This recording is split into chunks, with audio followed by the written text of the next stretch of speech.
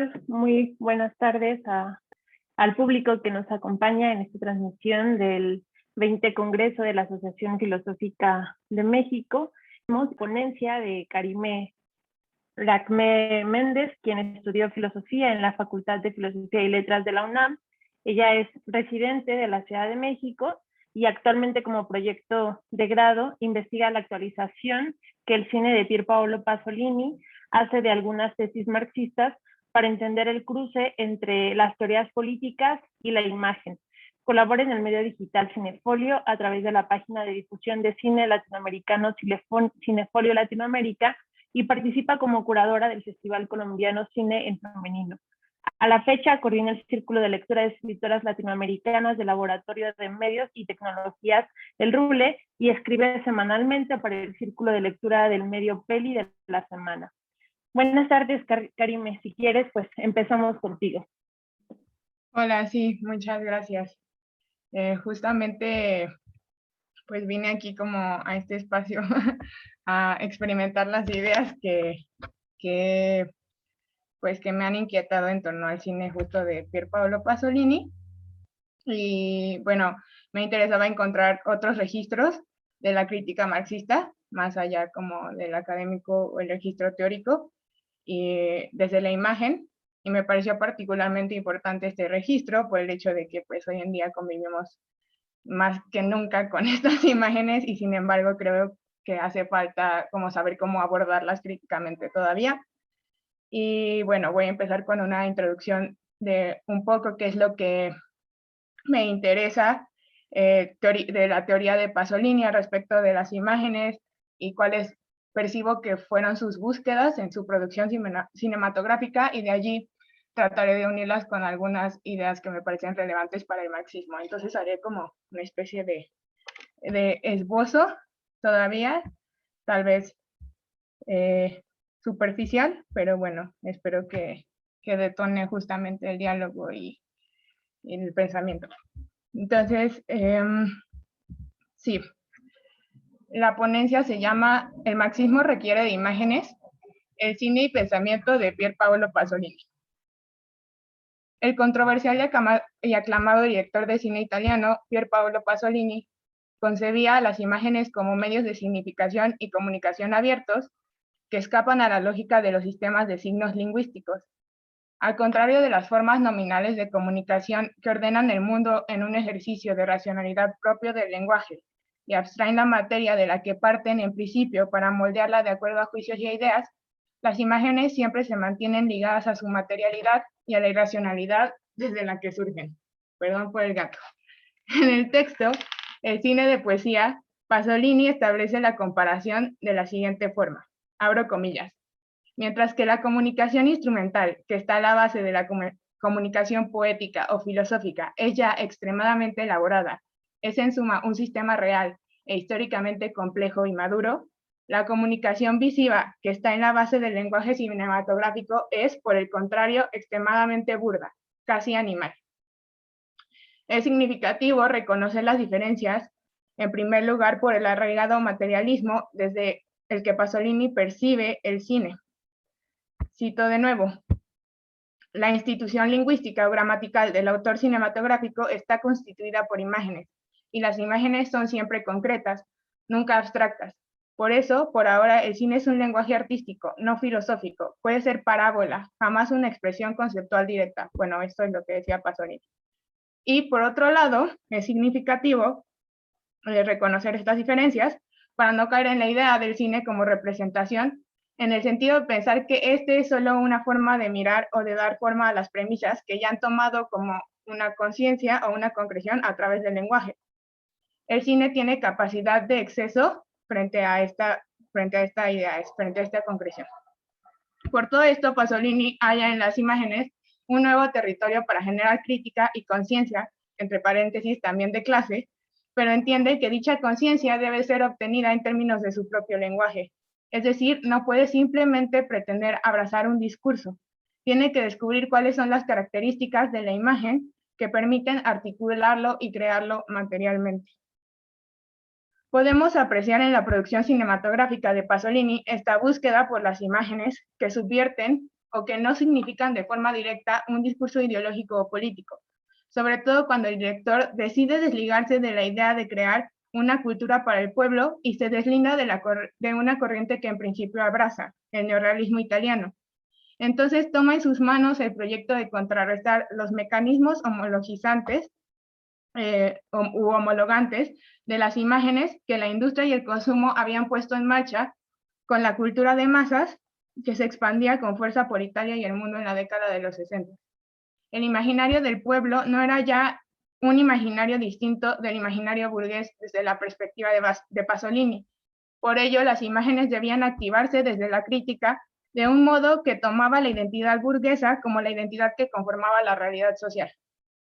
Basta recordar uno de sus escritos en el periódico italiano Corriere della Sera, titulado El discurso de los cabellos, en el cual analiza la moda de los cabellos largos, que en apariencia buscan dar un mensaje antisistémico como un ejercicio del propio poder, la moda y el consumo para reproducir sus necesidades de control.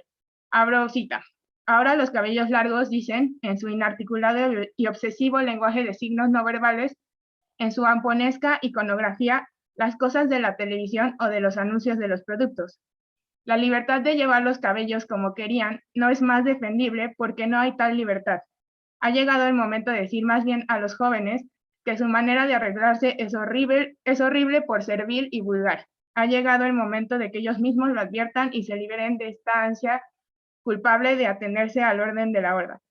Que suena como a un comentario súper fuerte y en parte conservador, de lo cual también muchas veces se le acusó a Pasolini, pero que más que nada le interesaba como una apariencia, o sea, como una ilusión de estar activando algo revolucionario o algo contestatario, cuando en realidad no era cierto, como que le interesaba mucho evidenciar estas falsas imágenes o estas falsas representaciones, por decirlo de alguna manera. En contracorriente de la asimilación de la cultura popular por parte de los intereses comerciales es desde donde debe analizarse el cine de Pasolini, aunque muchas veces no sea fácil de advertir sin el trasfondo de su formación marxista y las lecturas que realizó de Gramsci.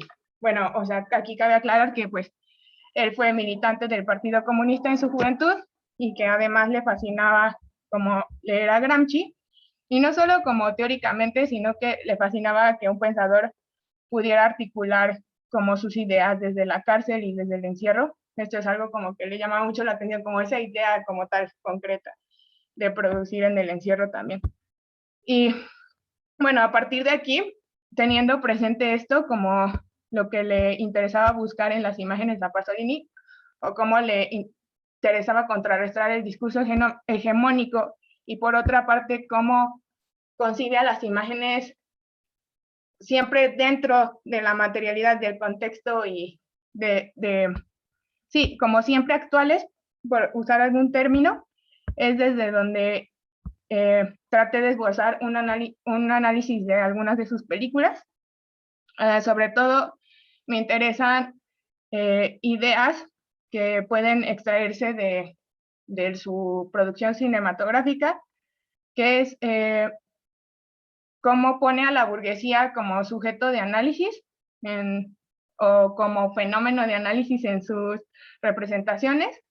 Por otro lado, también me llama la atención la ambigüedad en establecer un límite corporal y subjetivo entre la víctima y el victimario, que también aparece en sus películas. Ahorita ahondaré un poco más en estas como subtítulos que di algunas ideas que veo se reiteran en su cine. Por otro lado, me interesa la reiteración de la violencia, especialmente física y sexual, que está también todo el tiempo en sus imágenes, y la puesta en diálogo de los mitos, la religión, la literatura y la teoría, es decir, la interacción de varios elementos culturales en paralelo a través de la concreción de las imágenes. Y bueno, como primer punto, el carácter de la burguesía a través de su cine es para mí otra manera en la que nos acerca a ese poder y le da un sentido a la forma en la que opera. Entonces, este hecho de poner a la burguesía en el centro, él al principio está desde el lado, por así decirlo, del pueblo y le da las imágenes al pueblo, y luego siento yo que tiene una inquietud por saber cómo opera también la propia burguesía para obtener un contrarrelato o un complemento a las narrativas populares.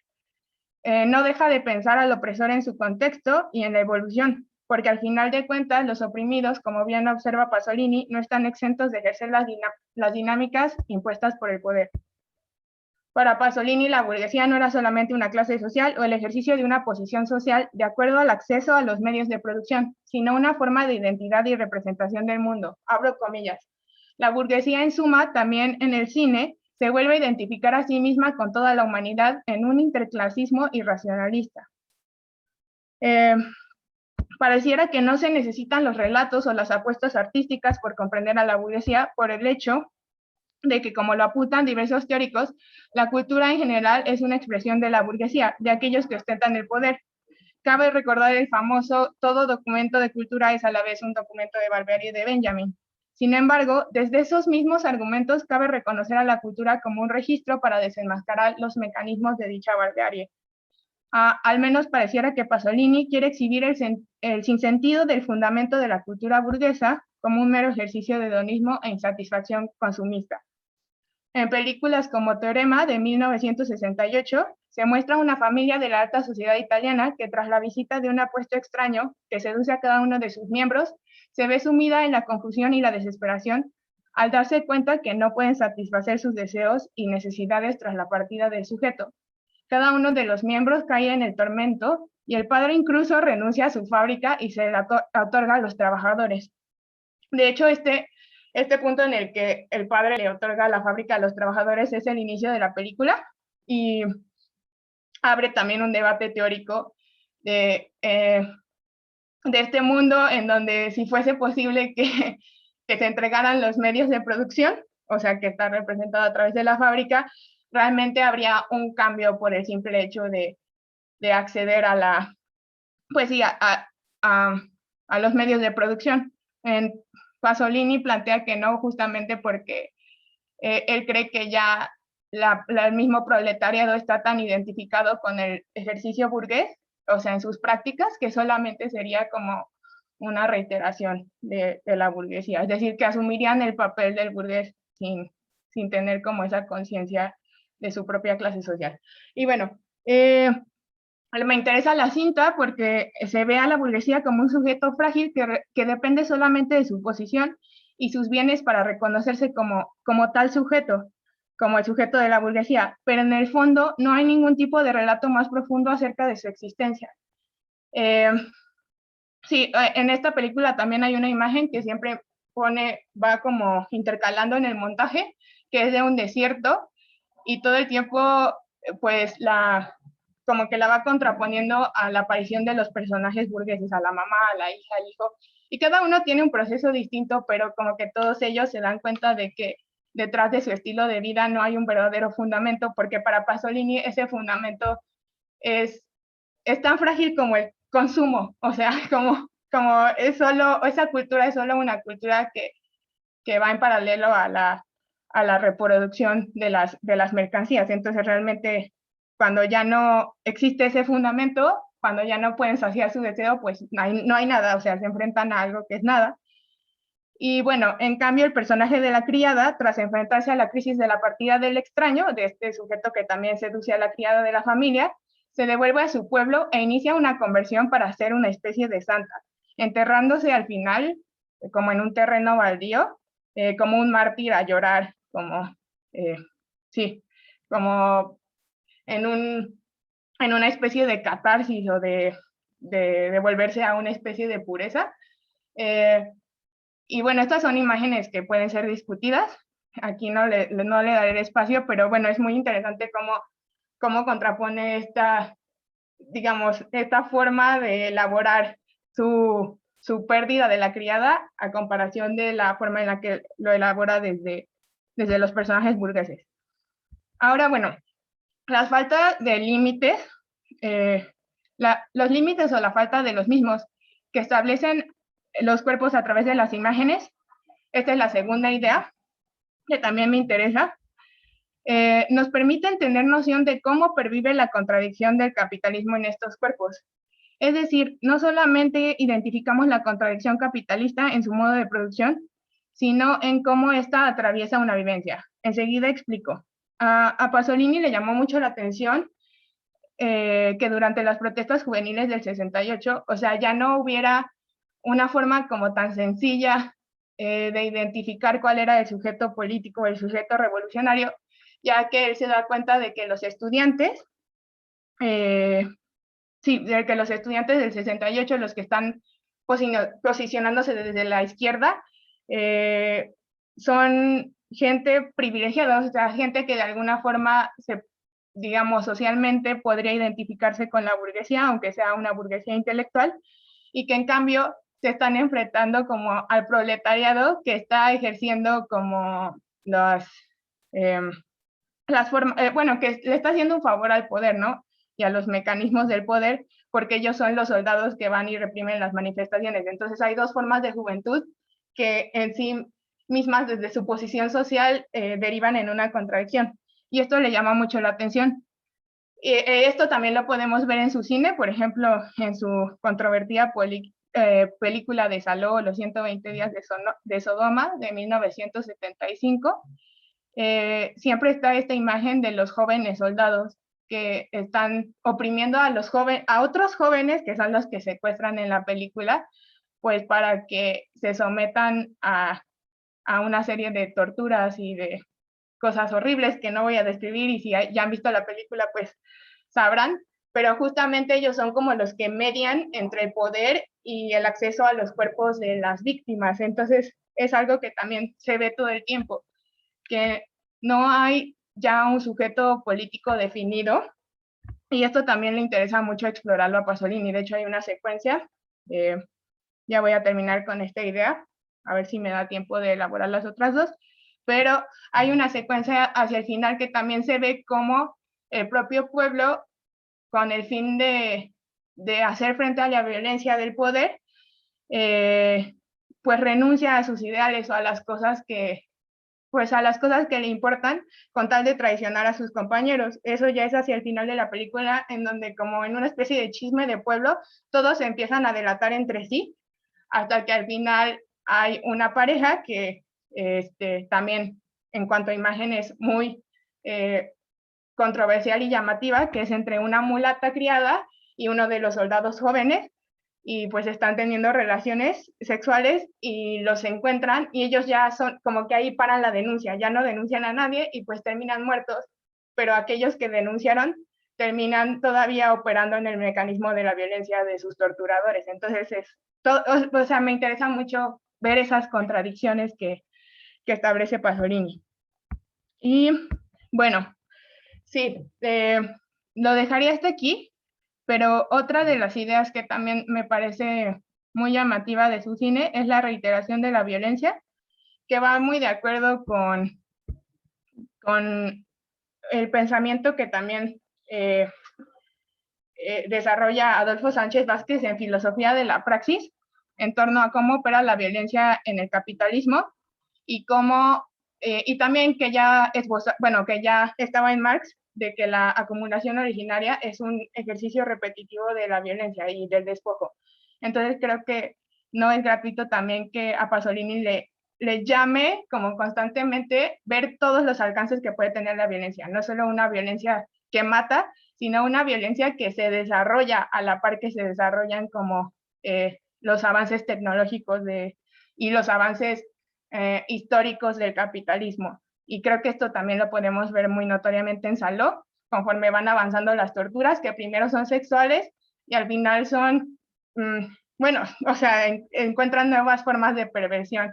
O sea, sí, no las voy a describir aquí, pero sí, nuevamente encuentran nuevas formas de perversión hasta llegar a ejercicios de tortura como muy, muy minuciosas.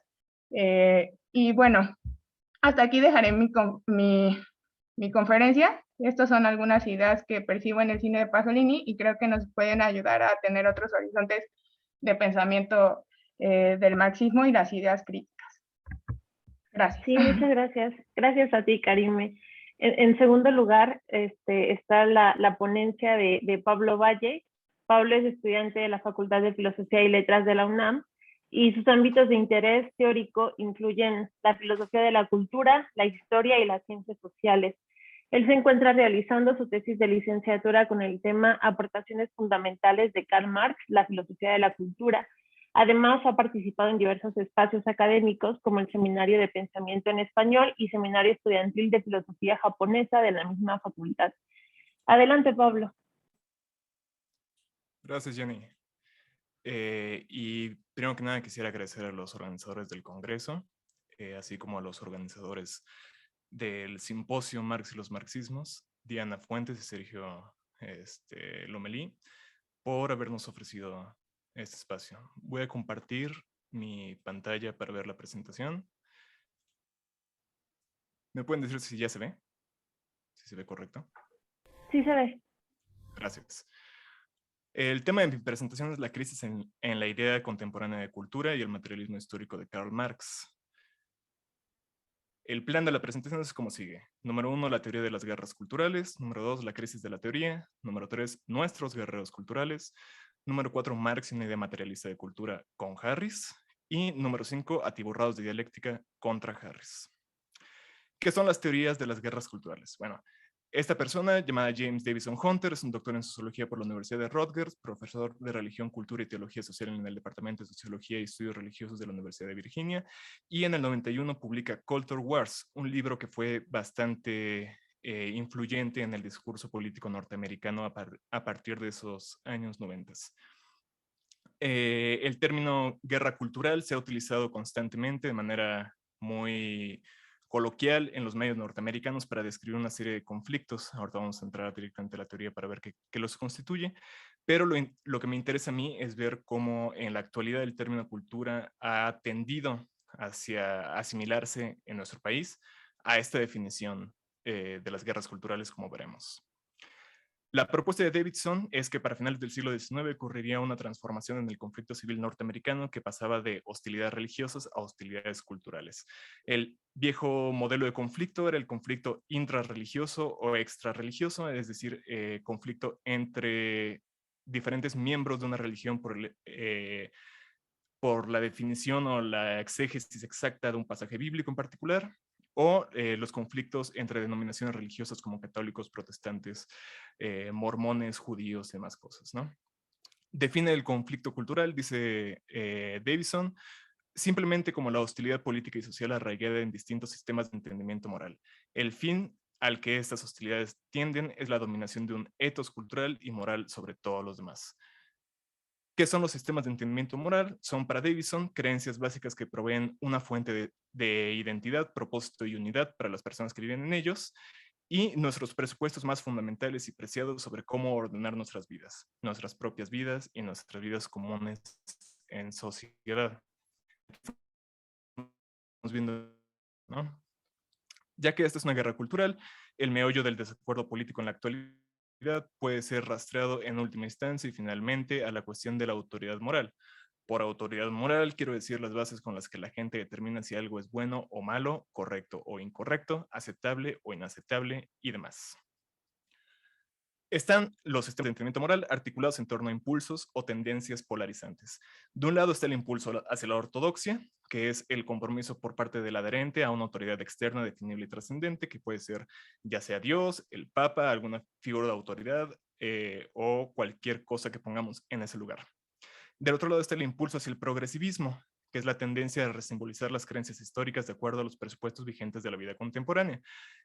Algo importante a notar aquí es que Davison admite que si bien los progresivistas están generalmente alineados con lo que entenderíamos como los valores de la ilustración o del liberalismo clásico, pueden darse los casos en los cuales pueda haber un progresivista que no sea necesariamente un seguidor de los principios ilustrados, de la racionalidad, por el simple hecho de que podemos admitir un cierto progreso social en el sentido en que esta teoría lo asume, aún si fuéramos, por ejemplo, una caricatura de colonialista radical, ¿no? Rechazar todo lo europeo, pero decir, de todos modos es necesario aceptar una idea de derecho universal donde todos tengamos las mismas posibilidades, ¿no?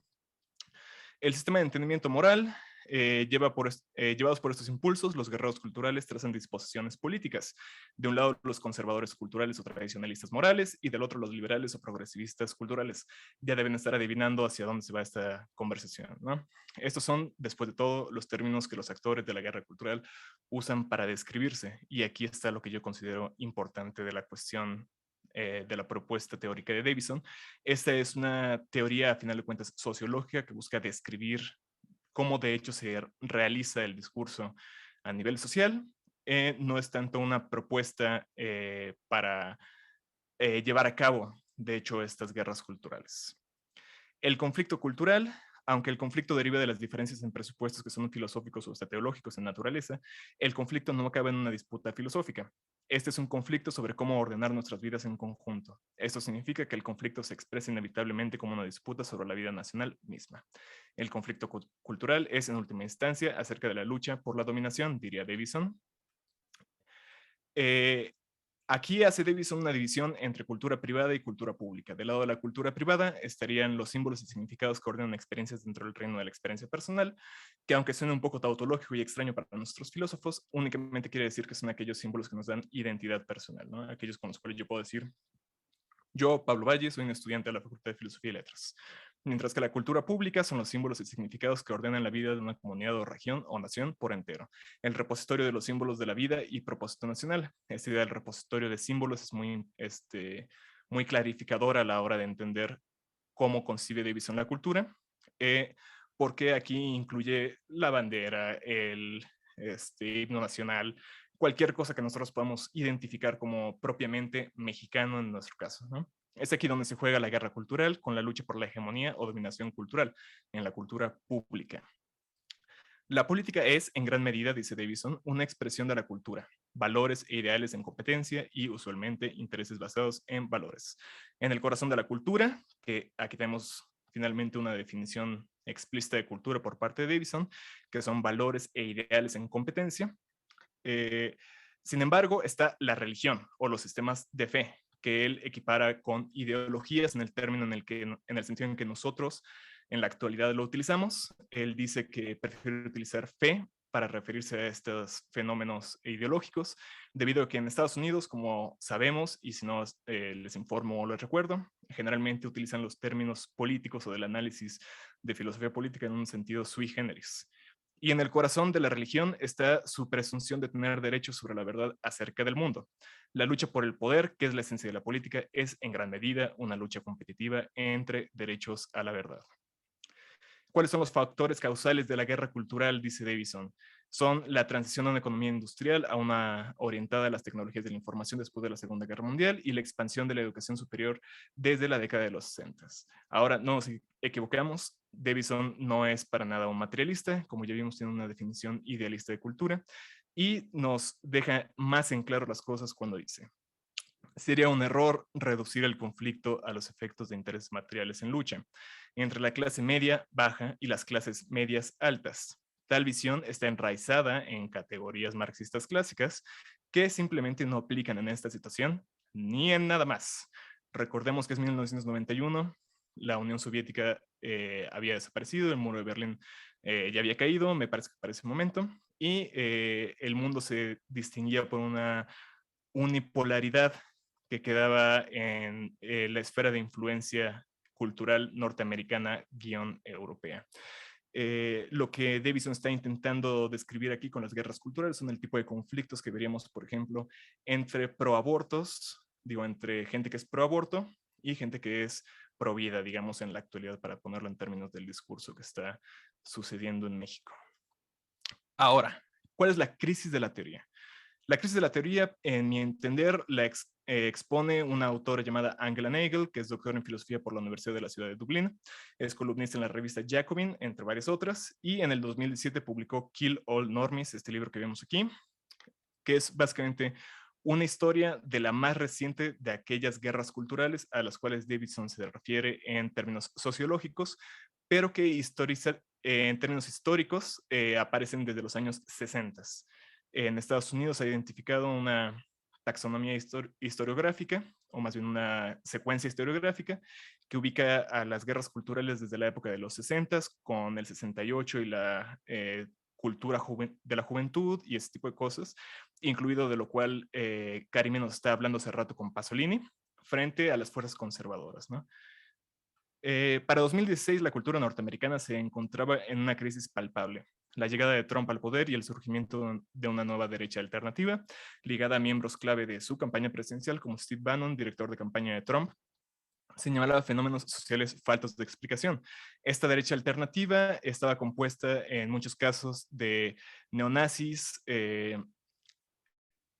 supremacistas blancos de todo tipo, racistas y todas aquellas personas que Hillary Clinton en algún momento de la campaña dio por nombrar los detestables o lo similar, ¿no? La nueva guerra cultural desbordaba los esquemas de Davison, a la vez que presentaba el enigma de una nueva sensibilidad que entraba en contienda. Dice Nagel, esta era distinta de las guerras culturales de las décadas de los 60 y 90, en las cuales una cohorte de conservadores morales y culturales, típicamente de edad mayor, luchaban en contra de una ola de secularización cultural y liberalismo entre la juventud. Este contraataque en línea logró movilizar una extraña vanguardia, cuyo humor negro y amor a la transgresión por la transgresión misma hacían difícil saber cuáles opiniones políticas eran sostenidas sinceramente y cuáles eran simplemente, como solían decir, por los LOLs, es decir, para las risas. ¿Cuál es el origen de esta nueva guerra cultural que está señalando Nagel? Es la fallida revolución cultural digital de comienzos del siglo. A comienzos del siglo XXI, el desarrollo de las tecnologías informáticas, puso la interconexión digital al alcance de grandes porciones de la población. Escritores, dice Nagel, como Manuel Castells y numerosos comentadores en el círculo de la revista Wired, nos hablaron de la llegada de una sociedad interconectada, donde los antiguos modelos jerárquicos de los negocios y la cultura serían reemplazados por la sabiduría de las multitudes, el enjambre, la mente colmena, periodismo ciudadano y contenidos generados por usuarios. Se cumplió su deseo, pero no es la visión utópica que esperaban. Los movimientos sociales de la década del 2010, si ustedes no los recuerdan, aquí hay una pequeña lista no extensiva, incluyen a la primavera árabe en el norte de África y Medio Oriente. Hay, por ejemplo, los casos de Egipto con el derrocamiento de Mubarak en 2010 es paradigmático.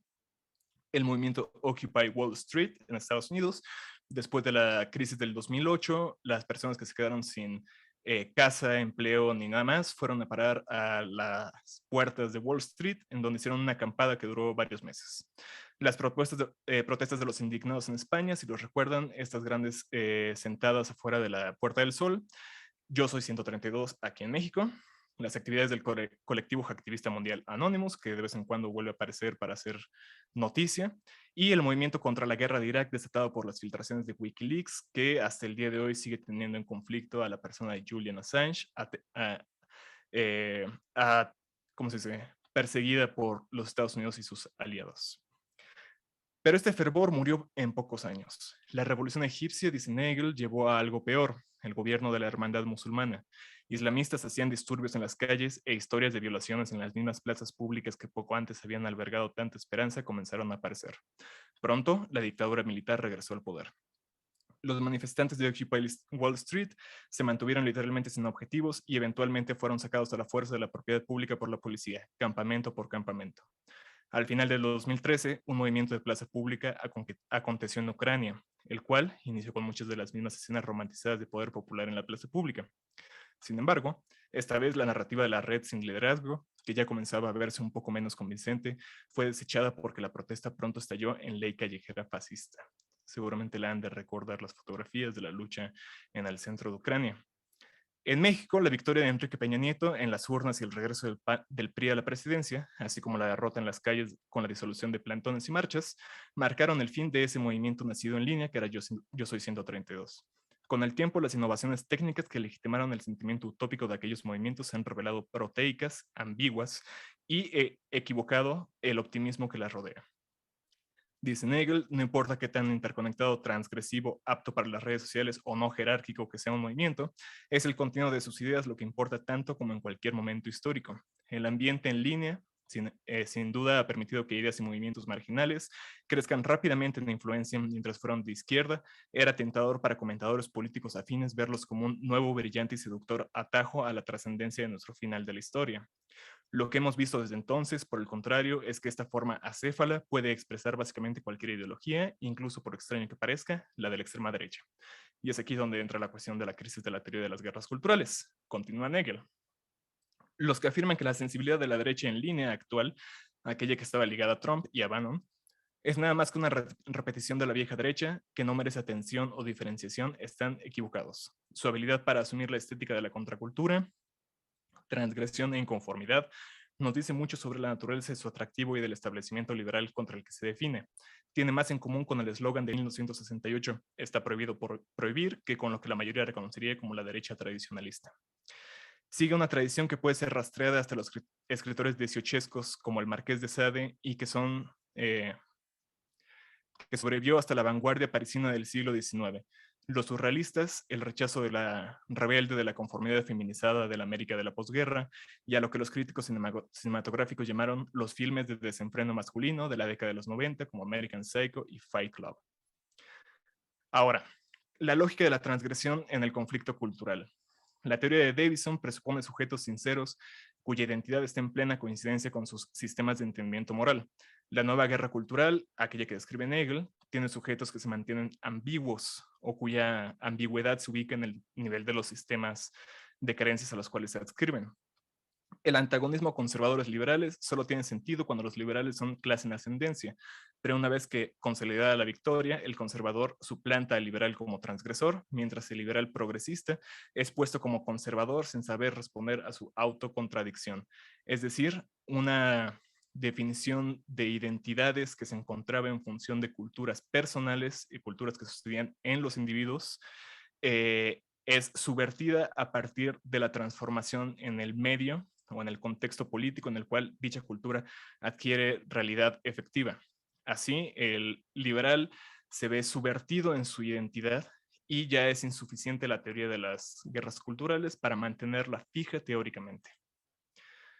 La facilidad con que este amplio grupo de la alt-right y la alt-light, la versión no tan facha de estos conservadores, usan estilos transgresivos el día de hoy, muestra cuán superficial e históricamente accidental fue que se les asociara a los estilos transgresivos con cualquier manera de izquierda socialista. La crisis en la teoría de las guerras culturales es para la conciencia lo mismo que la victoria de Trump es para la crisis general donde se gestó, ocaso de un horizonte liberal idealista identitario de la cultura. Como crisis pone de relieve con plena claridad las contradicciones que componen la base productiva de la sociedad mientras reorganiza dicha base. Para comprender esta relación entre base productiva y cultura, tomemos el ejemplo de México. El vocabulario de guerra cultural ha echado raíz en México. Las recientes filtraciones de Wikileaks no dejan duda de cómo la extrema derecha internacional, organizada a través de la organización ultramontana El Yunque, una exportación 100% mexicana, déjenme les digo, tiene clara su definición antagónica. Los integrantes, dice un reportaje de Hazte Oír, de Contralínea de hace un par de meses, los integrantes de las organizaciones se asumen cruzados en una guerra cultural contra el progresismo. Básicamente la misma definición de Davison, maravilloso. El vocabulario de la guerra cultural. Sin embargo, el mayor y más importante y más prolífico guerrero cultural en la actualidad, evidentemente es Andrés Manuel López Obrador, que todos los días hace uso de el vocabulario de las guerras culturales desde sus mañaneras, cuando habla en términos de fifís, conservadores, progresistas, etcétera, etcétera, etcétera. Incluso todo el proyecto del López Obradorismo, expresado siempre en términos valorativos, en términos de valores, siempre se plantea la restauración de los valores de un México que ha sido perdido a través de la corrupción, ese sentido escatológico de la pérdida de la fiscalidad original, que se ejemplifica en los conservadores de la época neoliberal, ¿no? El Tren Maya y la oposición. En otro lugar he abordado la crítica del proyecto del Tren Maya, lo pueden ir a leer si gustan. El Tren Maya, todo lo que estoy diciendo a continuación sobre el Tren Maya está desarrollado de manera extensa en ese artículo. El Tren Maya, dice Fonatur, dice el Plan Nacional de Desarrollo, es el más importante proyecto de infraestructura, desarrollo socioeconómico y turismo del presente sexenio. prometen que el Tren Maya generará empleos, detonará la economía de la región y desarrollará infraestructura con servicios básicos para mejorar la calidad de vida de los habitantes. Esto es importante porque el plan del Tren Maya ubica sus líneas a través de los estados de Yucatán, Campeche, Quintana Roo, Tabasco y Chiapas. Estas 5 entidades cuentan con un grado de marginación que va de muy alto a alto, a excepción de Quintana Roo, que se ubica en un grado medio. Por ello sería muy importante una obra de infraestructura que aliviara o mitigara las condiciones de marginación en la península. Sin embargo, cuando nosotros empezamos a analizar cómo se da de hecho el proceso del Tren Maya, podemos disipar todas las esperanzas que pudiera haber en este. El Tren Maya y la oposición. Abril de 2019. El gobierno anuncia que el Instituto Nacional de los Pueblos Indígenas llevará a cabo una consulta con el fin de determinar la opinión popular y cumplir convenios internacionales sobre los derechos de los pueblos originarios. Diciembre de 2019. Los datos oficiales afirman que el 92.3% de los consultados votaron por el sí, mientras que el 7.4% se decidió por el no. Es decir, va el tren. El semanario Procesos dio a conocer que el total de los votos emitidos solo representaba el 2.6% del padrón electoral de los municipios donde fue realizada la consulta. Además, acusa que las asambleas informativas con las que se pretendía preparar el camino fueron dedicadas casi exclusivamente a ofrecer los presuntos beneficios del proyecto sin mencionar siquiera la existencia de riesgos. La información de Procesos es corroborada en un comunicado de la oficina en México del Alto Comisionado de las Naciones Unidas. Dijo, oigan, esto no está funcionando como debería funcionar. Mientras que AMLO dice, no nos deben decir que lo que quieren algunos es que nosotros hiciéramos lo mismo que los de antes para poder señalar, ya ven, son lo mismo, son iguales, quieren meternos en el ser asociado con el conservadurismo, además de carácter de izquierda, los derechos más básicos sean reconocidos por el Estado mexicano.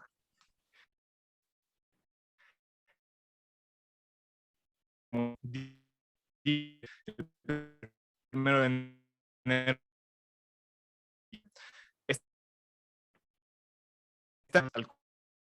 Pablo, disculpa, creo que estamos teniendo problemas con tu conexión y también ya se acabó el tiempo. Una disculpa. Ya pasaron los 20 minutos. Sí, no hay problema. Bien. Bueno,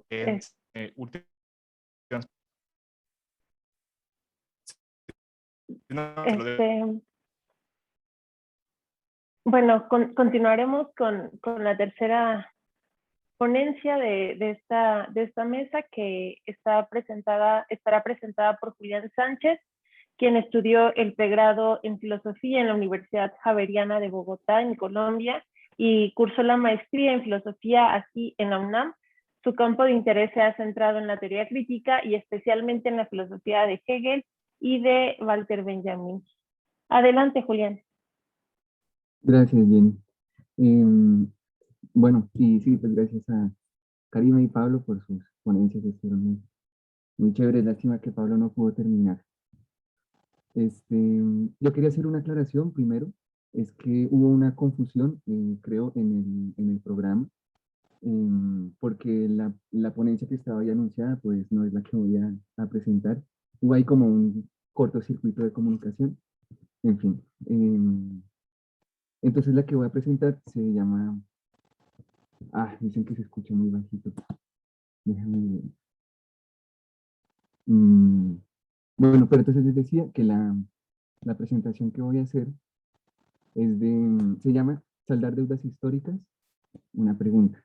Acumulados, apuestas y la alternativa de Benjamin.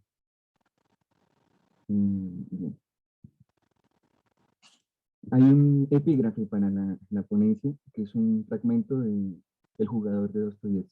Dice, todavía está por demostrar que es más abyecto, si la indecencia de los rusos o la del sistema alemán, que consiste en amontonar gracias a un trabajo honrado. La representación de las tareas políticas como un saldar deudas históricas es un lugar común empleado por igual tanto en los discursos de izquierda como de derecha, ya sea en la gestión administrativa del Estado o en las consignas y demandas frente al mismo. La idea de las deudas históricas con grupos sociales, con territorios o poblaciones, parece poder acomodarse a cualquier posición que le enuncie. Ahí, digamos que algo que me motivó a estas reflexiones y es que he visto particularmente en el discurso en Colombia, en las instituciones, como que de repente todo el mundo enarbola esta idea de las deudas históricas indistintamente, ¿no? Y incluso el presidente, pues que es abiertamente, digamos, de derecha y fascista y neoliberal y horrible, puede, digamos, decirlo muy cómodamente en sus discursos, ¿no? Entonces, bueno, digamos que eso estoy refiriendo. No sé cómo sea en México, sería bueno quizás hablar de eso. Sin duda, aquí y allá, antes que indicar una posición política definida, la expresión sirve más como una figura retórica, pero el hecho de que se pueda esgrimir con tanta facilidad en función de propósitos en principio divergentes, indica por lo menos que para el sentido común, la idea de la deuda histórica tiene bien ganados sus derechos.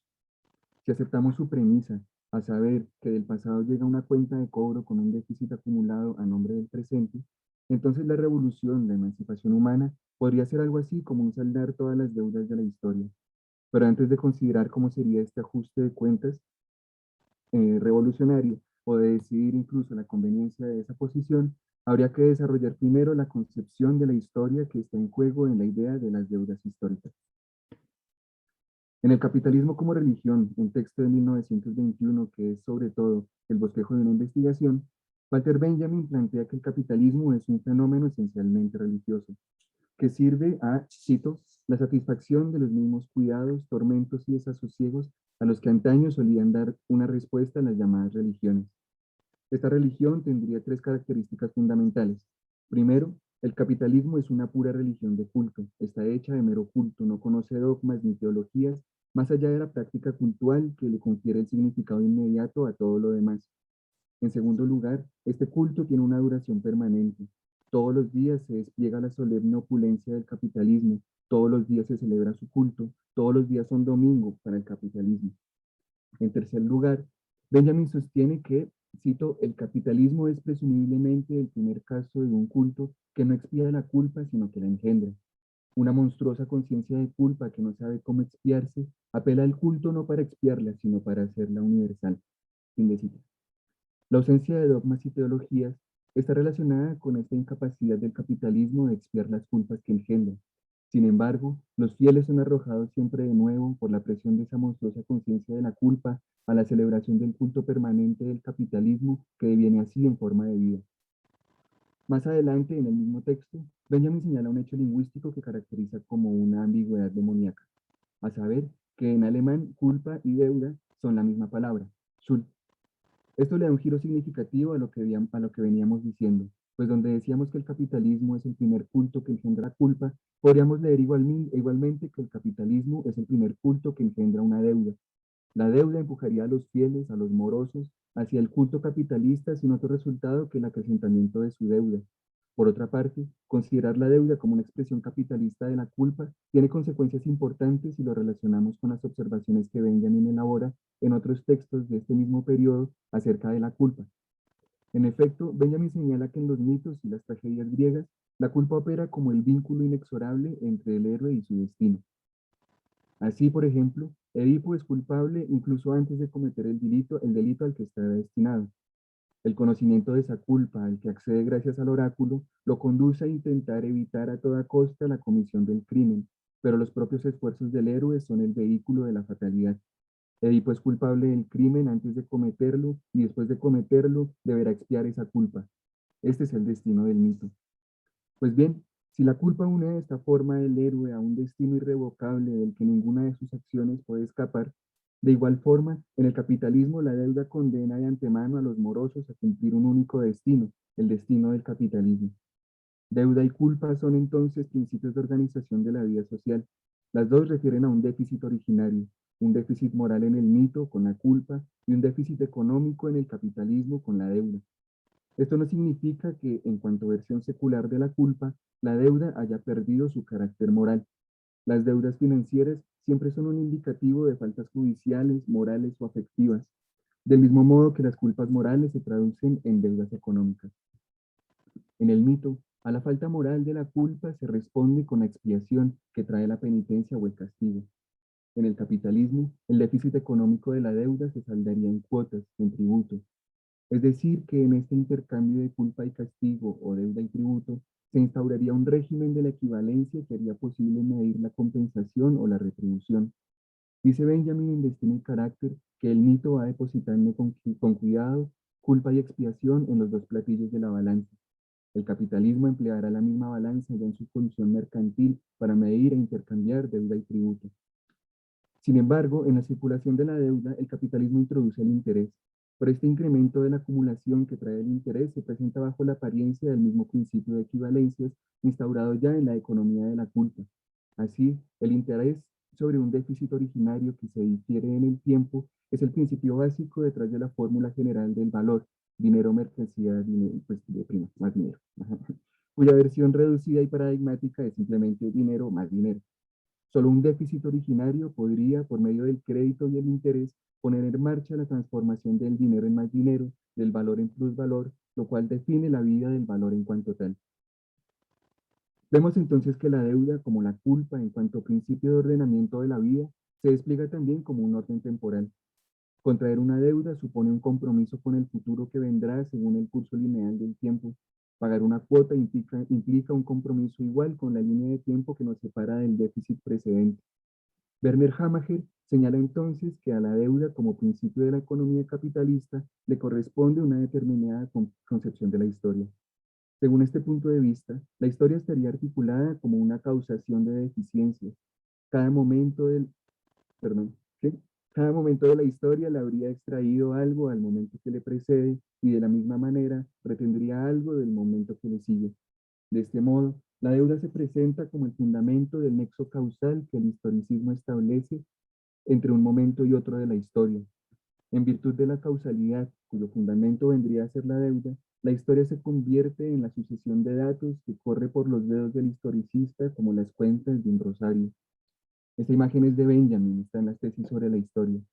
Dicho de otro modo, el reverso del déficit que se transmitiría históricamente según la temporalidad de la deuda es lo que en la obra de los pasajes Benjamin llama la representación cosista de la civilización. El reverso del déficit es la reificación.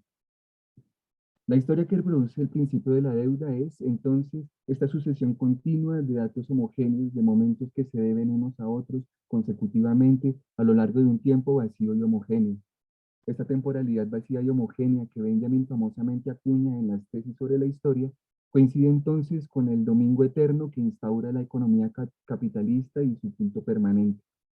No sorprende entonces que la difusión y la efectividad que tiene la expresión de las deudas históricas en los discursos producidos bajo el régimen del capitalismo. Una expresión que, ya lo hemos señalado, puede ser enunciada por gobernantes y oprimidos por igual.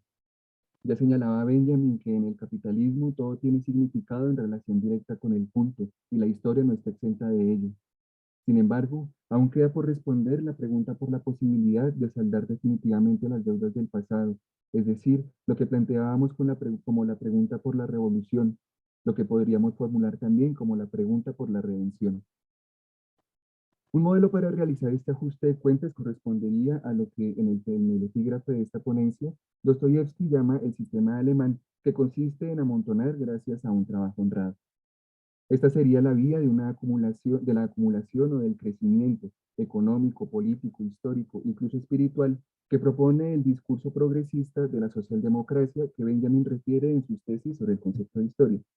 La crítica es bien conocida. Según el dogma del progreso, la sucesión interminable de la historia derivaría necesariamente en la mejora de la humanidad entera. Esta posición, por supuesto, es absolutamente subsidiaria de la idea historicista de la sucesión temporal que instaura el régimen de la deuda en la economía capitalista. Aquí, la posibilidad de saldar las deudas históricas estaría en la acumulación progresiva de victorias políticas en la senda de la humanidad a través del tiempo. La consecuencia de ello es la representación de la aventajada que es la situación presente en comparación con todas las situaciones del pasado y lo necesario que es este presente para la consecución de victorias futuras. Es claro, pues, que el dogma del progreso es principalmente una apología del presente que deriva un usufructo ideológico de las pérdidas del pasado, el despojo y la violencia de adeudados, así como las quimeras y espejismos propios de un futuro cultural que pese a todo irrumpiría floreciente, cierra la cita, todo ello rinde un provecho simbólico que conduce a eludir la lamentada tarea de saldar ahora las deudas de la historia. Ahora bien, Si nos propusiéramos la solución de las deudas históricas, renunciando sin embargo a la progresiva acumulación económica, política y simbólica del sistema alemán del trabajo honrado y su complicidad con la representación historicista de la historia, ¿qué estrategia podemos tomar? Con Benjamin podríamos considerar lo que en nuestro epígrafe Dostoyevsky llama la indecencia rusa, es decir, el modelo del jugador. Cito, el juego produce, como en un experimento, el caso extremo en que la presencia de espíritu deviene adivinación, la inervación culminante en el peligro. Hasta ahí la cita. En un fragmento redactado hacia 1929, Benjamin plantea que el aspecto más decisivo del juego es cierta inervación motora que, emancipada de toda percepción óptica y conciencia racional, le indica al jugador dónde poner sus fichas. El acto es casi reflejo. Es por ello que el jugador experimentado hace sus apuestas más importantes, usualmente las más exitosas, en el último instante, justo antes de que la esfera se pose sobre el número definitivo de la ruleta. Se diría incluso que es precisamente en ese último momento en el que todo se dirige a su conclusión, en el momento crítico del peligro, que el jugador descubre el truco, descifra la forma de leer la mesa. Solo una consigna guía al jugador, el de una vez para siempre. Es por ello que el peligro que lo amenaza es el de llegar demasiado tarde, el haber perdido la oportunidad. Sin duda, el modelo del jugador parecería presentar una estrategia para saldar las deudas del pasado que no depende de una representación progresista de la historia. La consigna de una vez para siempre que se presenta en el juego apuntaría hacia un ajuste de cuentas definitivo, como hemos caracterizado antes a la revolución. Sin embargo, resulta imposible desarticular al juego de la suerte, de la fortuna y por lo mismo del destino. El sentimiento de felicidad que caracteriza al jugador, dice Benjamin en la obra de los pasajes, se muestra en que el dinero y la fortuna, que siempre suelen ser lo más pesado y engorroso del mundo, son para él la respuesta del destino, como fruto de un acoplamiento plenamente logrado. Hasta ahí la cita. Es como haber tomado el control del destino por un instante, pero el sentimiento de la victoria se convierte para el ganador en el peso de la ibris que amenaza con derrocarlo por haber desafiado a la fortuna en su propia ley. El ganador cae, quizás no sin intención, en un estado de depresión, dice Benjamin. El caso de Ivanovich, el jugador de Dostoyevsky, es aquí paradigmático. Es, si lo recuerdan, pues esta persona que apuesta todo y de repente gana toda la fortuna y cae en un momento de desasosiego y como de derroche muy tremendo. Es muy triste, se pone muy mal, es tremendo. En último término, el modelo del jugador supone humillar el placer, dice Benjamin, es decir, la satisfacción y el cumplimiento ante el trono del destino. Al hacer que el cumplimiento dependa de la suerte, el jugador se vence ante el destino de la misma forma que el hombre que se llega junto a la divina abdica de sí mismo en favor de la vida culpable. Eso es una cita. En el recurso a las apuestas hay entonces una sustitución del cumplimiento producida por la representación cosista de la redención que la hace depender de una suerte insondable. Se trata de la actitud que espera que las condiciones estén dadas en virtud de una espontaneidad acontecimental, salida no se sabe bien de dónde, que con frecuencia pone en marcha todos los mecanismos de la superstición. Abro comillas. Apostar es un medio destinado a imprimir al acontecimiento un carácter de shock, librándolo de su espacio de experiencia. No por azar se apuesta, por ejemplo, al resultado de unas elecciones o a la fecha de inicio de una guerra. Para la burguesía, en especial, los sucesos políticos adoptan fácilmente la forma del envite en la mesa de juego. Para los proletarios no es el caso, o quizá no lo es exactamente en la misma medida, dado que estos están mejor dispuestos para sorprender ciertas constantes en el devenir de lo político. Hasta ahí la cita, es de Benjamin de los pasajes. Sería necesario entonces pensar una relación con el pasado que no sea subsidiaria de la reificación historicista de la historia, una relación con el pasado que no sacrifique la tarea de su redención en el altar del destino. La consigna de una actitud de este tipo no sería ya el de una vez para siempre del jugador, sino el una vez no es ninguna. Es la consigna de la laboriosidad. Cito a Benjamin, ahí tenemos la forma en que trabaja quien tiene experiencia, quien aprendió a comenzar todos los días con cada golpe de guadaña. No se detiene ante sus logros. Sí, bajo sus manos lo logrado se volatiliza y se vuelve imperceptible. Una vez no es ninguna. La consigna plantea inmediatamente una determinada experiencia del pasado, que es aquí la exigencia de volver a comenzar cada día el trabajo de ajustar las cuentas de la historia, que lo logrado se vuelve imperceptible, está relacionado con el mandato brechtiano a borrar las huellas, que Benjamin referencia en varios escritos. En ambos casos, habría una incitación a comenzar de ceros cada vez. Esto apunta hacia una inconmensurabilidad de las deudas históricas que eluden así toda compensación monetaria o restitución simbólica como un mero tesoro cultural.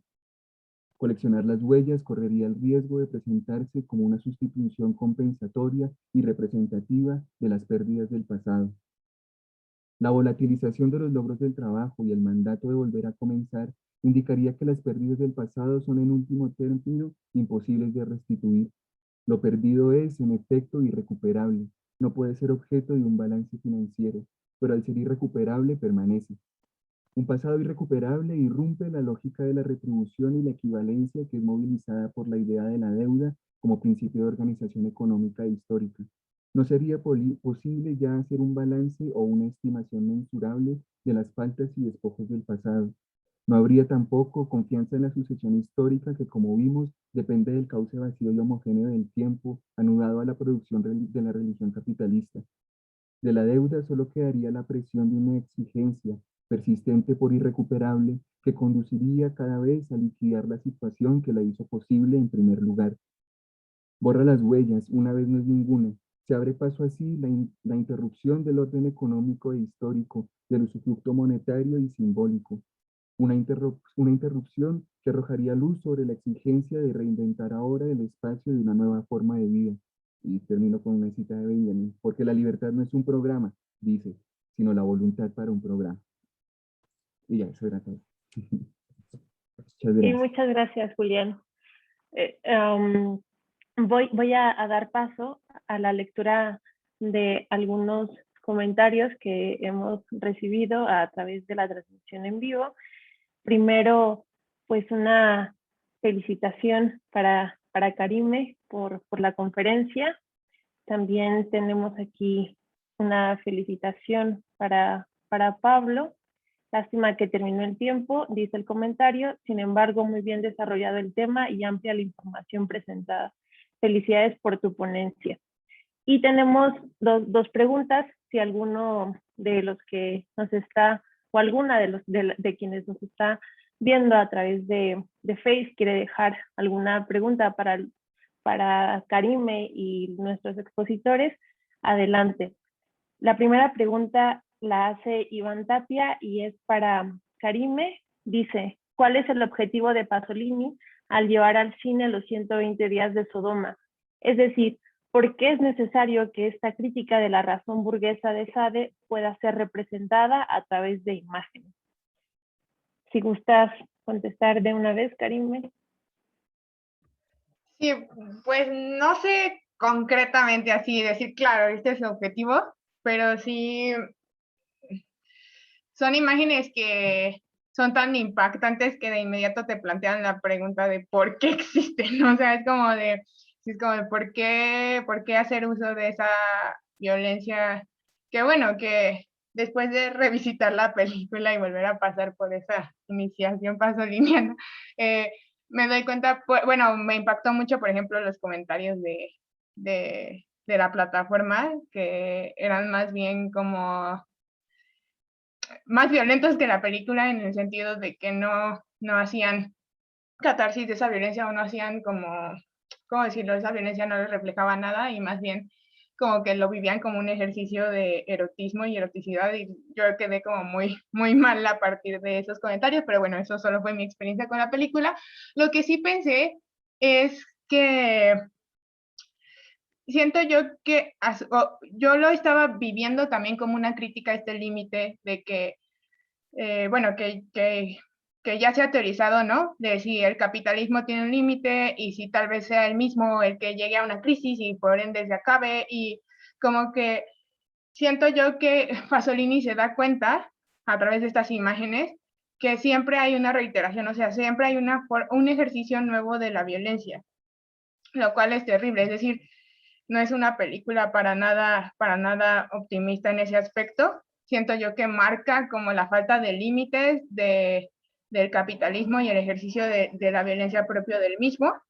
y con esta capacidad siempre de reiterarse. Por ejemplo, hay una escena que es cuando están haciendo como un concurso de quién tiene el mejor trasero, pues es que es muy violenta, pero bueno, para violar a esa persona, y se supone que quien tenga el mejor trasero, pues lo van a matar, ¿no? Y entonces ya al momento en que lo eligen y ya al momento en que sucede todo y lo van a matar, se empiezan a burlar los personajes, que son como la representación del poder y demás, y y le dicen como de, no, hasta crees que te vamos a matar, y es como de, y justamente es como, pero no porque sean bondadosos o porque sea como de, ay, no, ¿cómo crees que te íbamos a matar? Es un juego, sino más bien porque es como de, no nos sirve de nada matarte, o sea, nos sirve más como seguir teniendo este ejercicio sobre tu cuerpo que matarte, ¿no? Y creo yo que eso sintetiza muy bien y por eso todo el tiempo en esta película estuve dialogando con Sánchez Vázquez. De hecho, tengo una cita rápido por si aclara la pregunta de Iván. O sea, sé que no le estoy respondiendo puntualmente, pero es un poco mi experiencia de cómo transité la película desde la teoría, por decirlo de alguna manera. Y, por ejemplo, Sánchez Vázquez tiene una cita en el libro de Filosofía de la Praxis que dice, bueno, tiene varias citas, pero bueno, la violencia no es una entidad metafísica y suprahistórica, se halla condicionada histórica y socialmente y en definitiva son hombres concretos los que determinan su uso y alcance de ella. Por un lado, siento yo que el llevarla a imágenes y el llevarla a imágenes después de un tiempo y de otra manera en una interpretación del Marqués de Sade, le da una actualización y le abre un diálogo con su presente histórico. Eso por un lado. Y por otro lado, otra cita que es, el cuerpo es el objeto es el objeto directo de la violencia, aun cuando en rigor esta no apunte en última instancia al hombre como ser meramente natural, sino como ser social y consciente. La violencia persigue doblegar la conciencia, obtener su reconocimiento y la acción que se ejerce sobre el cuerpo apunta por esta razón a ella. Aunque la violencia se ejerza en primer término contra el cuerpo, la violencia que acompaña a una praxis o antipraxis social entraña cierto reconocimiento de que el cuerpo no es mero cuerpo, sino el cuerpo de un ser humano. Y creo yo que esto también lo evidencia mucho Pasolini como, o sea, el hecho de tener una imagen del cuerpo y ver cómo el cuerpo reacciona ante esa violencia se vuelve más, digamos, más impactante que solo nombrar la violencia. Oh, no más impactante, pero sí se vuelve, sí la vivenciamos de otra manera que solo nombrándola. Por ejemplo, y esta cita me resonó mucho cuando en la película están los cuerpos como zoomorfizados, que los hacen como caminar como perros, y les empiezan a dar latigazos como perros, y los hacen actuar como perros, pero obviamente saben que no son perros. O sea, es como, pero ese placer como de te estoy sometiendo sabiendo que eres un humano, pero rebajándote a lo que yo quiero que seas, que es un perro. Entonces, pues sí, eso, o sea, la viví desde allí, creo que sí le da otras dimensiones a la violencia, el tener imágenes, aunque sean metaforizadas, aunque muy explícitas de la misma. No sé si respondí, Iván, pero espero que estas lecturas te sirvan de algo. Y también hay una pregunta para Pablo de Yanquiel Peralta, que dice, James Petra sostiene que las mismas políticas económicas de la centroizquierda son las que han favorecido a los grupos ultraconservadores en Latinoamérica y que, paradójicamente, son las políticas de la izquierda las que han sido detonantes del auge de la derecha.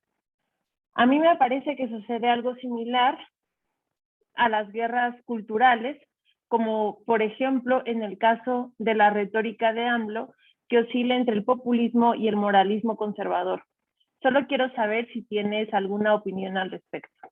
Adelante, Pablo. Yo diría que por un lado, si se me escucha bien, lo voy a decir.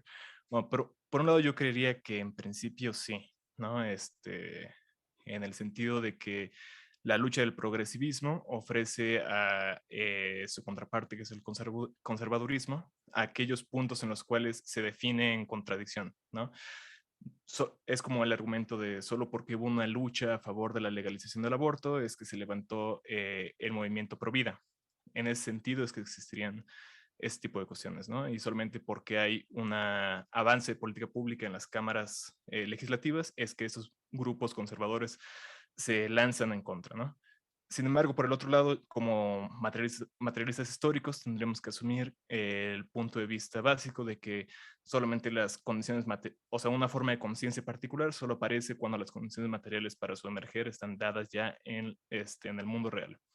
En ese sentido, para allá iba el resto de la exposición de la presentación, pero muy simplemente en la idea de cultura materialista, que es la idea de cultura que tiene Marx, que además es dialéctica, tiene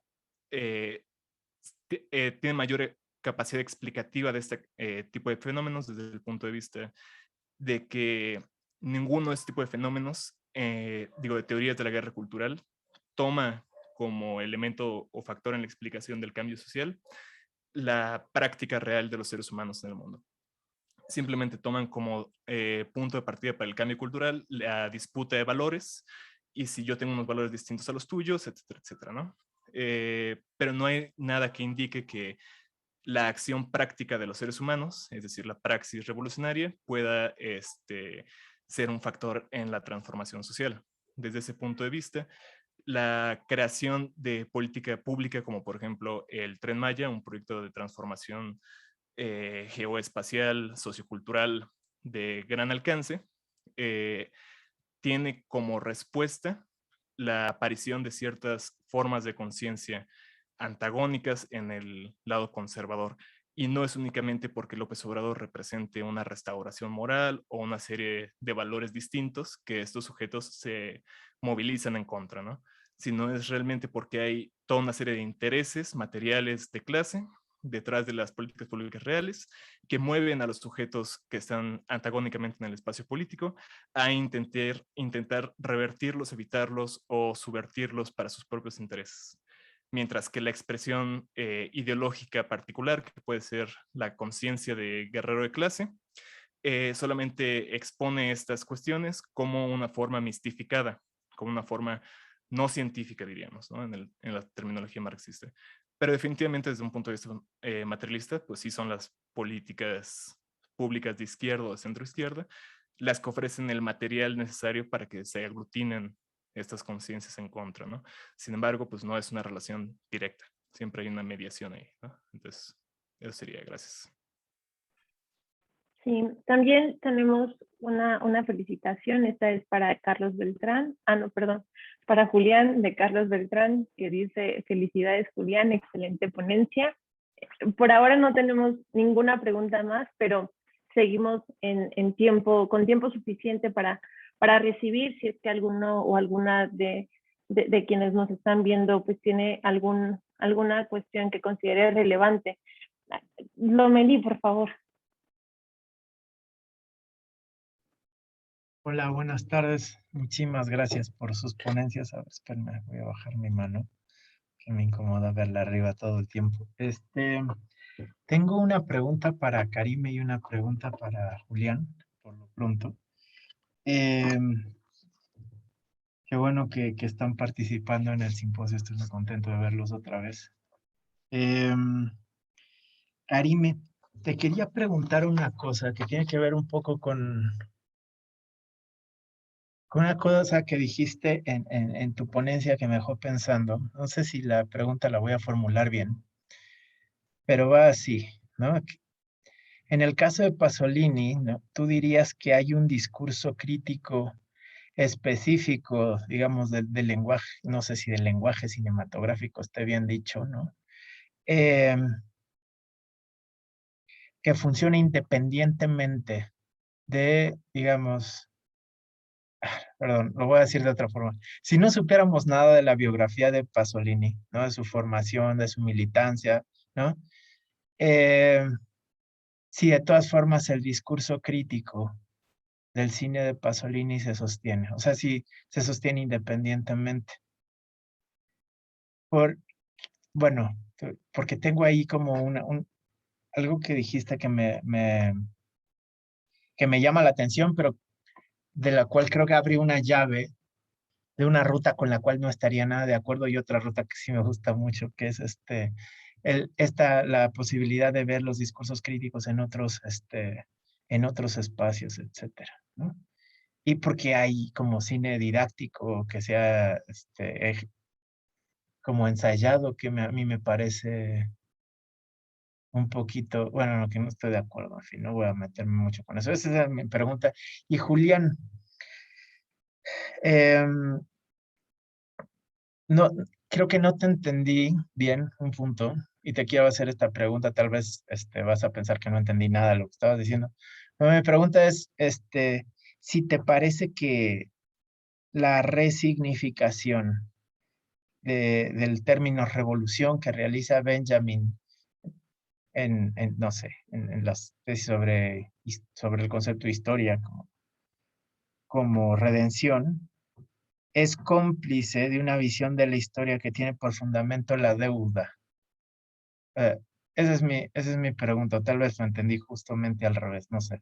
Esas son mis preguntas. Gracias. Sí, pues si quieres comenzamos contigo, Karime. Ok, sí. Sí, de hecho, a mí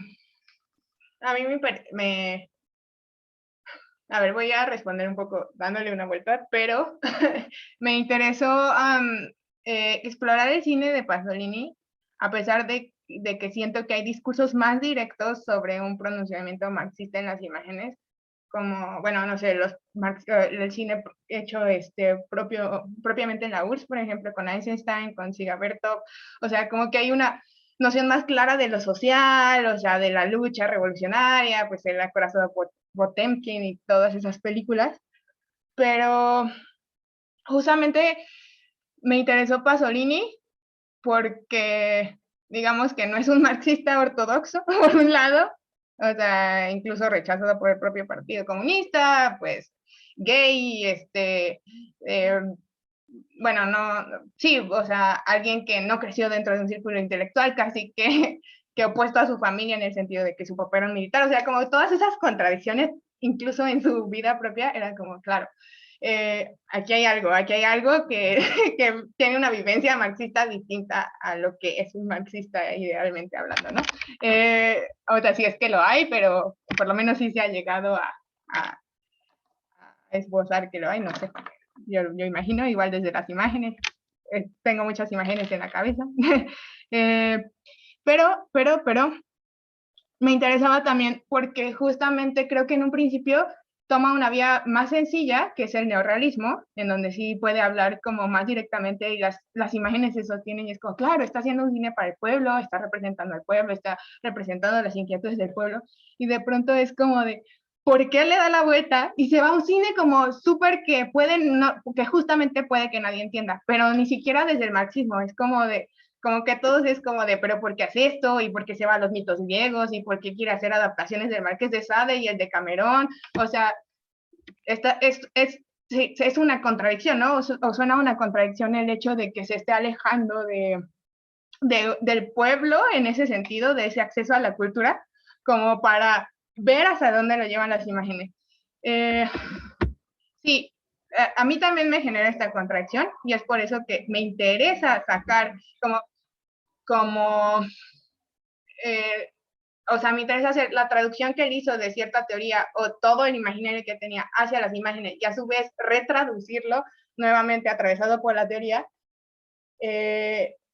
pues sí, para ver, porque creo que sí hay una riqueza, pero no es una riqueza fácilmente accesible en sus imágenes.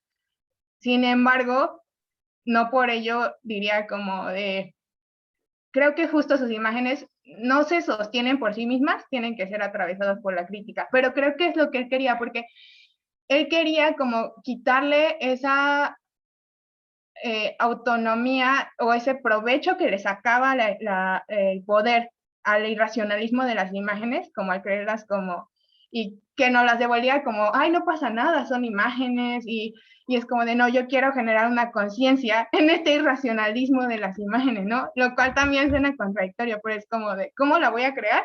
Y pues él se le ocurrió tener todo este imaginario y empezar como a desbordarlo. Yo siento, por ejemplo, tengo una hipótesis, pero es solo una hipótesis que debe exponer, de que también como ve que bajo el fundamento de la cultura burguesa de la nueva, se me fue, de la producción en serie y la cultura masiva y demás, no hay nada, o sea, más que el consumismo, como el fundamento de la cultura ahora es el propio capitalismo. Si le quitamos eso, no hay nada, como en teorema. Pero entonces es como de, lo que hace es un ejercicio de memoria, que por ejemplo me recuerda mucho a la idea del vestigio en Benjamin, que es como de que sigue ahí, está buscando lo que resta y lo quiere activar.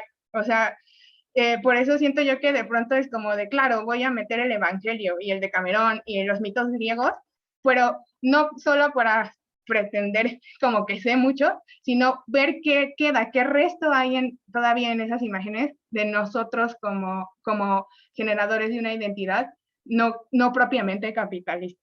O sea, no propiamente consumista. O sea, estos mitos originarios que nos constituyeron desde la idea de quiénes somos nosotros, y creo que eso lo está reactivando, y esa es la apuesta que hace.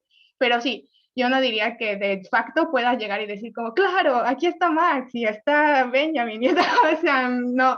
Y también siento yo que eso sí podría ser como un fallo, y a su vez su mayor fuerza, que es que sí necesitas atravesarla como por toda la teoría, o bueno, o por ciertos enfoques teóricos que le dio Pasolini, porque no son sencillas las imágenes. Sí. Muchas gracias, Karime. Pasamos a tu respuesta, Julián. Sí, sí. Entonces, que la redención es cómplice de la deuda. Pues, no, no. No era lo que quería decir. Digamos, un poco, creo que el asunto es decir, no veo que en Benjamin como que haya una referencia directa al asunto, como la idea de la deuda histórica y todo esto. Y más bien lo que creo es que eso que tú pones, Sergio, como una resignificación de la revolución como redención, antes bien es como una posición más, digamos, aventajada para potenciar la idea de la deuda histórica, que siento está ya muy difundida y es como hegemónica, digamos, está, sí, difundida en el sentido común, como que la puede reorientar de una manera mucho más, digámosla, interesante, profunda, no sé, radical. Incluso creo que, de lo que podría ser la idea más clásica de la revolución, ¿no? Que podría incluso conducirse por la vía, pues de lo que el propio Benjamin, por ejemplo, critica en ese fragmento también como famoso de la idea que tiene Marx de la revolución, ¿no? Como lo del tren, dice ¿no? Que Marx piensa que la revolución es este tren que va a llevar ¿no? al comunismo, no sé, y entonces que en realidad la revolución es el freno de mano.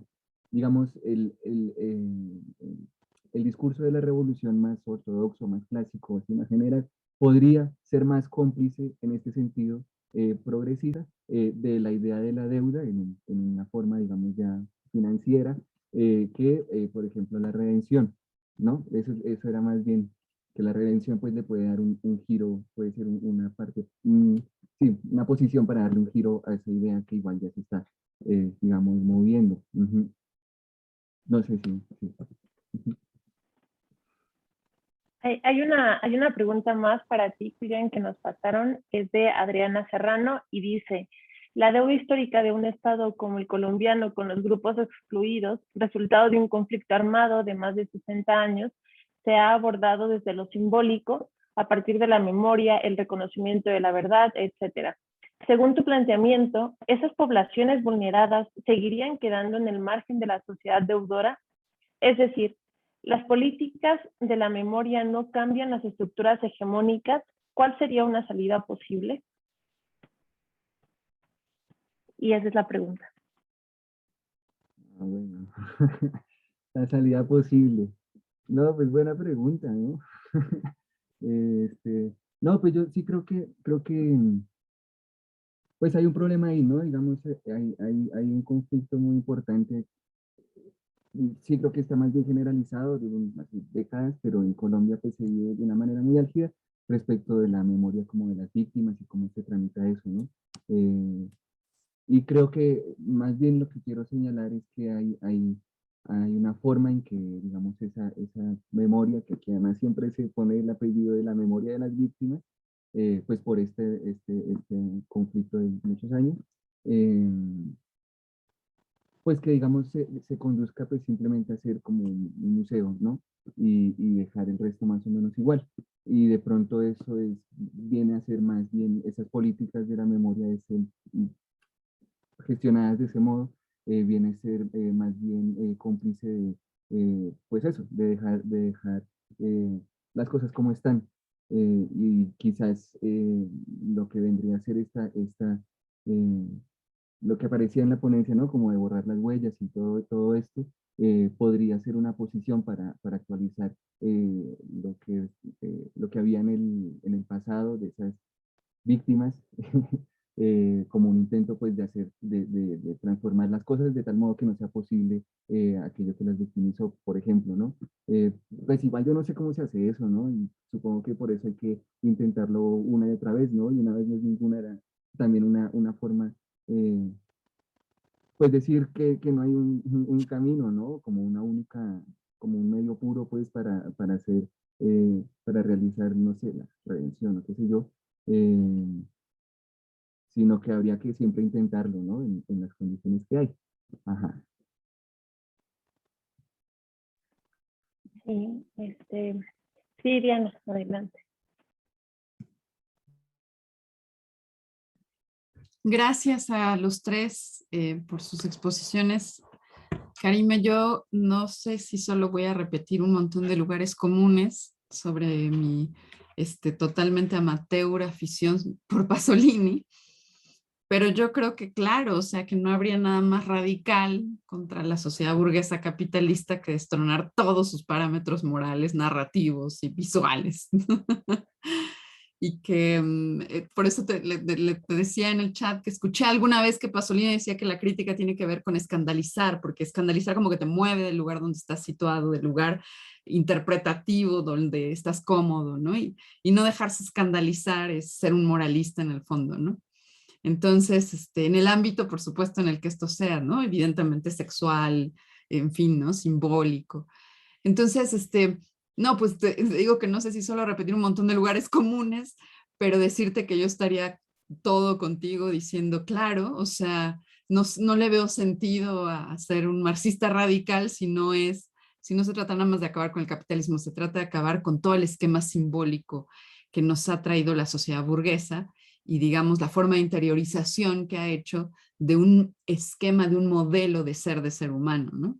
Entonces, en una perspectiva libertaria y emancipatoria, pues ya. Entonces, no tengo más que decir lugares comunes, Karim. No tengo ninguna pregunta. No, gracias. Sí está. Bueno, no sé, Jenny, si puede intervenir, pero no, sí, sí me quedo pensando, pero gracias por compartir, por hacer eco de las ideas también. Y de hecho me vino a la imagen que siento yo que sí, que, o sea, me vino a la imagen mucho, pues, lo del desierto que decía de Teorema, pero a la vez también, por ejemplo, la película de Medea, que es la reinterpretación del mito, o sea, lo que termina siendo, y siento yo que es como, ahí es lo que quiere decir Pasolini, es como, termina Medea matando a sus hijos, incendiando su casa, haciendo que bueno, no ella, de alguna forma no ella, pero haciendo que la amante de su esposo se suicide, o sea, finalmente es como no dejar nada. O sea, creo que ahí está la radicalidad de también esa violencia que se vive también en una ambigüedad, porque es tanto la violencia que se ejerce desde el oprimido, o sea, es decir, cómo nos apropiamos de esa violencia, pero también del opresor, de cómo puede hacer uso de nuestros cuerpos y de nuestro estatus frente a ellos a través de la violencia, ¿no? Entonces, sí, está cañón, pero sí. También no sé qué opines contra la moralina de la izquierda, ¿no? O sea, la izquierda revolucionaria europea, por ejemplo, sobre todo de aquellos años, representada por el Partido Comunista francés, por ejemplo, el Partido Comunista italiano, o sea, que son bien moralinos, ¿no? Entonces, no sé qué opinas. Sí, pues, por ejemplo, me viene a la mente otra publicación que hace en el Corriere de la Sera, que está en los escritos corsarios, o sea, lo muestro por si a alguien le interesa, que es donde están recopilados todos sus como notas periodísticas, y justamente están debatiendo sobre un referéndum que el partido, eh, creo que sí es el partido, bueno, el Partido Democrático Cristiano, que es un partido de centro derecha, pide un referéndum para que no se apruebe la ley del divorcio, ¿no? En Italia. Y entonces, una vez que ya está aprobado, y pues los del Partido Comunista estaban como, no, que no se haga ese referéndum, no sé qué, y al final se lleva a cabo y gana gana el hecho de que se mantenga vigente la ley del divorcio. Y a partir de allí, el Partido Comunista se achaca como la victoria. Es como, claro, ganó la conciencia o sea, ganó el Partido Comunista porque los del Partido Cristiano no pudieron aprobar su referéndum y no sé qué.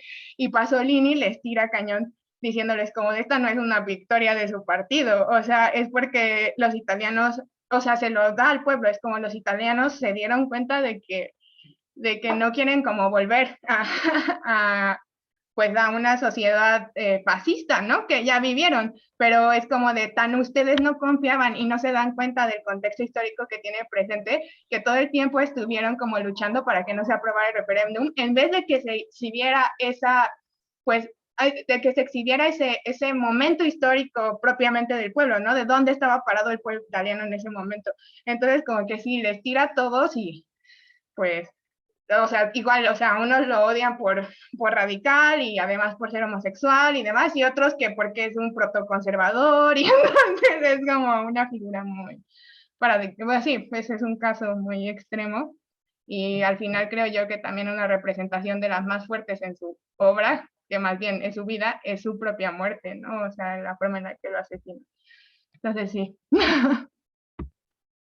Gracias. Yo solo quería preguntarle también a Pablo, un poco un interés de otro orden. Pablo, digamos,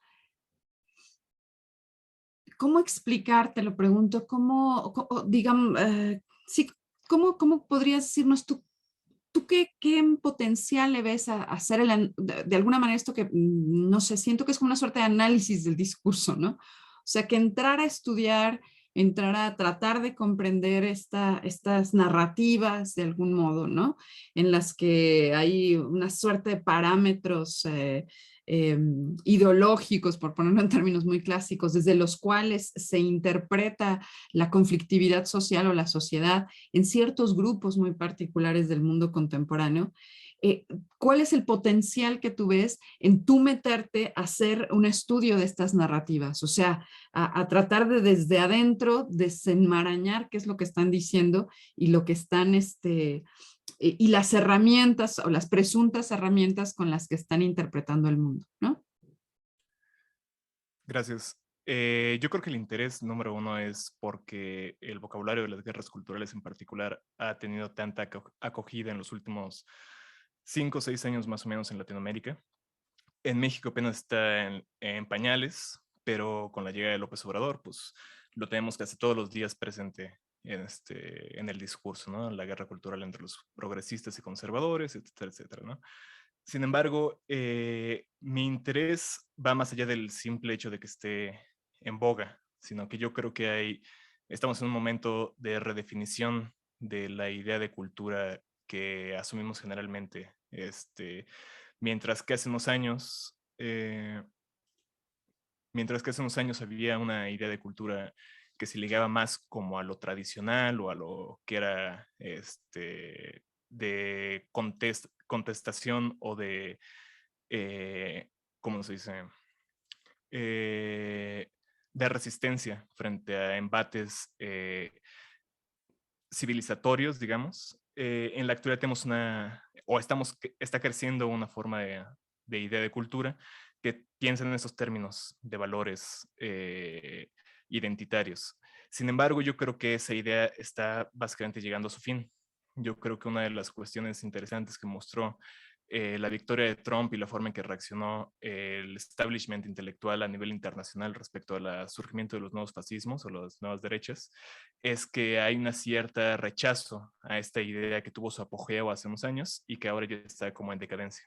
Y en la actualidad yo creo que para decirlo de alguna forma, cadáver putrefacto nos ayuda a descubrir las bases materiales en las cuales siempre se asentaron los proyectos políticos de las personas que se pretendían guerreros culturales, incluso en la actualidad. El proyecto López Obradorismo no es un proyecto exclusivamente de valores culturales, no solamente quiere restaurar la idea que tiene de México, sino que es, a final de cuentas, un proyecto material, en tanto que lo que busca como primer proyecto en el Plan Nacional de Desarrollo con el Tren Maya es la introducción de una gran cantidad de población a la forma de relación social típicamente burguesa que es el asalariado, ¿no? En tanto que, como Sergio nos decía ayer, este es un proceso de acumulación originaria en la cual estas poblaciones agrarias rurales van a pasar a formar parte de las 18 estaciones o polos de desarrollo que constituyen las ciudades que son centros de captación económica para el Tren Maya. Hay todo un proyecto de transformación material detrás que queda ofuscado en el discurso de las guerras culturales. Pero el estudio de las guerras culturales o del discurso de las guerras culturales nos muestra en los puntos donde se revienta el discurso cómo están construidos encima y paralelamente a estos proyectos culturales, digo, a estos proyectos materiales, que por ser materiales no dejan de ser culturales. Y yo creo que eso es lo que a mí me interesa en particular, el lograr cerrar esta brecha que suele existir y que también tú mencionabas el día de ayer, me parece, Diana, entre lo que es cultural y lo que es la base material de la sociedad, ¿no? Que es una brecha que normalmente se toma tácitamente o que se le imputa al marxismo sin tratar de analizar cómo una estrategia de análisis del cambio social materialista y dialéctica da cuenta de este tipo de fenómenos, ¿no? Y que en la historia del socialismo, la historia del marxismo, han habido muchas formas de responderlo, incluidas ellas la de Gramsci, que también nos mencionabas ayer, pero que en la actualidad no podemos simplemente dejar como algo ya visto, ¿no? Que yo creo que siempre hay espacio para repensar este tipo de categorías, este tipo de problemáticas, sobre todo desde la filosofía de las ciencias sociales, y mi interés es justamente ahí, ¿no? Es no tanto el análisis de las formas de la guerra cultural, es más bien como una excusa, pero es una excusa acuciante en el sentido de que en la actualidad está llegando a su punto más álgido ese tipo de conflictos, en mi opinión. Y un ejemplo de ello es justamente lo que mencionaba, de que el yunque y esta extrema derecha internacional que está extremadamente difundida en América Latina y que tiene lazos con España, a partir de una institución que se creó en México, curiosamente, utiliza este término o este vocabulario en específico para dar sentido a lo que están haciendo en sus comunicados internos, porque lo que se exhibió hace un par de meses fue una serie de correos electrónicos filtrados a través de Wikileaks, donde los cabecillas del yunque y las organizaciones como Citizen Go en España y aquí en México otras tantas, hablaban justo en estos términos para articular su estrategia política para básicamente destruir derechos sociales de grupos minoritarios en Latinoamérica y España, ¿no? Entonces, yo creo que el enlace entre los proyectos materiales y esas formas ideológicas que adoptan para esconderlos, pero al mismo tiempo como una expresión misma de la base material, me parece sumamente interesante y una cuestión que no está completamente clarificada desde la filosofía de las ciencias materiales. Eso es lo que a mí me interesa, ¿no? Pero al final de cuentas yo creo que el interés fundamental tendría que estar justamente en la crítica y en la crítica que lleve a la praxis. Bueno, pues sí, adelante, Sergio. Gracias. Yo una última rapidísimo. Pablo, soy como muy ignorante de toda la teoría sobre las guerras culturales. Pero te quería preguntar si tú encuentras alguna relación, claro, porque tal vez estoy más al tanto de esto y me sonó como que tiene ecos semejantes, digamos, del proyecto de teórico político que trae Chantal Mouffe recientemente sobre la agonística, ¿no? Y si tú encuentras, porque digamos, trae un discurso que reivindica las demarcaciones políticas, ¿no? Este discurso como muy, es una lectura muy de izquierda de Schmitt, pero digamos de no renunciar a las demarcaciones políticas del nosotros y ustedes, ¿no? Y está, digamos, lo viene construyendo desde hace tiempo y ahora con su último texto que se llama Por un populismo de izquierda, no sé si lo viste, trae como herramientas semejantes a esto que estás planteando de las guerras culturales. Y no sé si has explorado esa relación o si sí es cercano.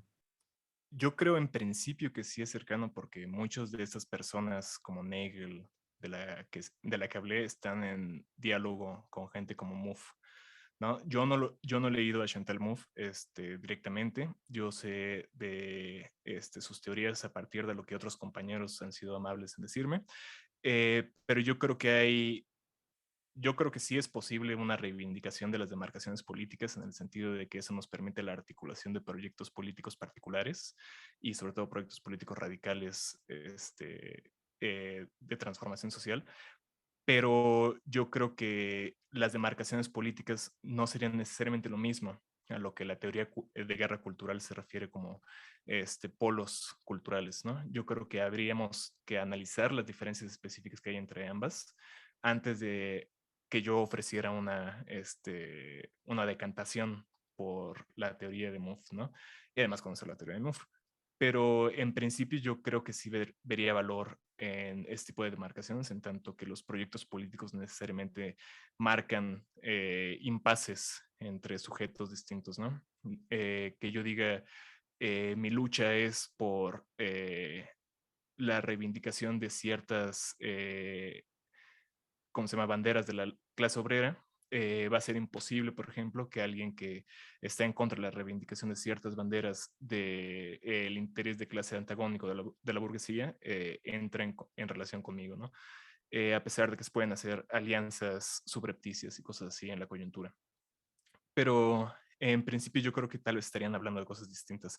Sin embargo, yo creo que hay mucho diálogo ahí que está como en el ambiente teórico contemporáneo, sobre todo en las Europas y en Estados Unidos.